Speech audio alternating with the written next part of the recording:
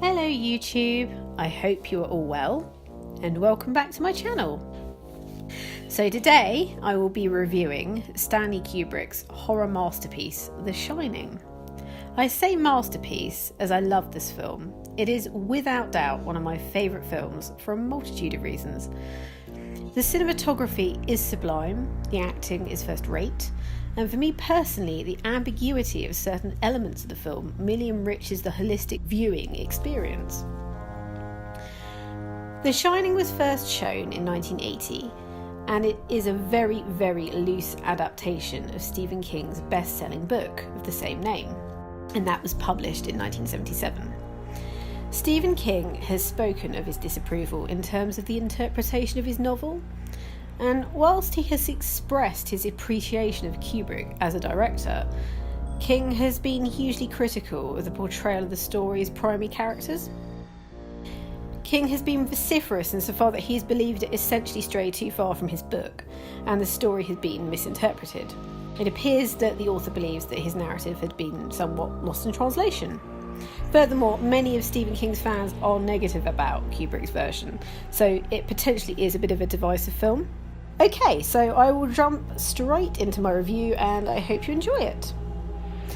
So, the film, while supposedly set in Colorado, was almost exclusively filmed in England at the Elstree Studios. It is fairly well known that Stanley Kubrick has a fear of flying. It is based in the Overlook Hotel, and the story focuses on Jack Torrance and his family, who travel to this imposing and gargantuan hotel for the winter so that Jack can become its caretaker. Jack Torrance is a recovering alcoholic and aspiring writer who sees this as an opportunity to take himself away from his current situation and I guess embark upon a detox. Jack Torrance is played by Jack Nicholson, and this is arguably one of his best performances to date. Jack is initially interviewed by the hotel's manager, Allman, and he concedes that Jack's predecessor, Grady, developed cabin fever whilst at the Overlook and killed his wife, daughters and himself.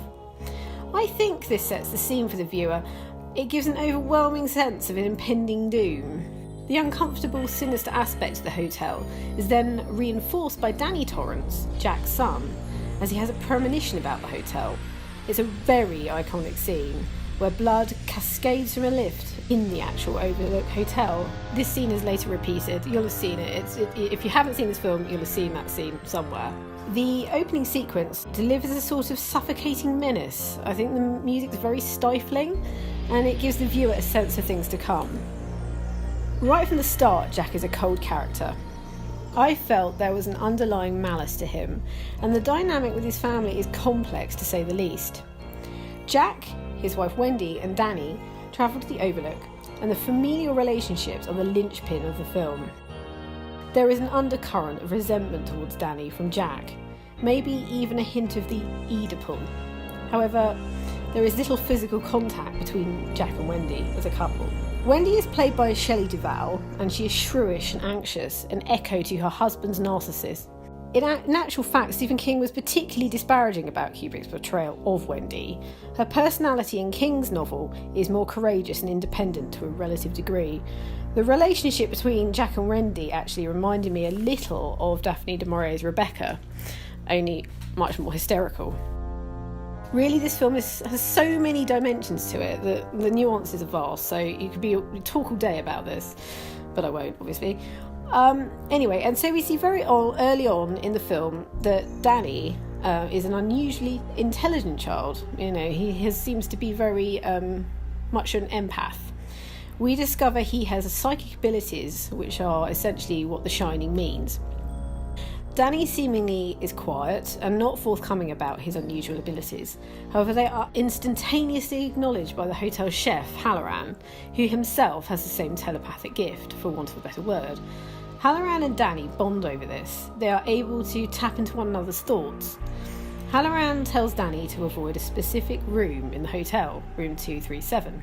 So basically, Halloran departs from the hotel rather wisely and leaves the family to it. And the film progresses. It shows a few weeks have passed, I think a month. And Jack has done very little writing. and is becoming more and more frustrated, intense and aggressive. He dreams that he has killed his wife and son, and it kind of very much seems at this point that cabin fever is taking hold of him. Danny is perpetually haunted by various disturbing images. For example, he encounters a ghostly image of Grady's daughters, and we do get to see what is in room 237. In parallel to this, we see Wendy becoming ever more frenzied. The viewer also sees Jack conversing with a number of apparitions throughout the film, including Grady, who tells Jack to be more disciplined with Danny. An interesting twist, actually. This is a Grady by another name. As we already know, Grady went berserk, so why the confusion? Are Charles Grady and this Grady the same person? It has been suggested that they are a permanent fixture of the hotel's past. Gordon Stainforth, the Shining's assistant director, divulged that I don't think we will unravel this, that maybe Charles was a nickname. But Stanforth also claims that Stanley did not want the whole story to fit together neatly. I mean, there's lots of conspiracy theories and about this whole thing. So anyway, the film reaches a climax when Wendy, who at this point is displaying total histrionics, she manages to get the courage to leave the hotel with Danny. She has witnessed her son being disturbed by Jack, but also his environment. In one of the most famous scenes in cinema history, we see Jack trying to attack Wendy as he breaks through the door with an axe shouting, "Here's Johnny," as one does naturally. Wendy and Danny escape Jack's clutches, and Danny manages to outwit his father, who at this point has got a bit, weird, using the hotel's maze as his weapon.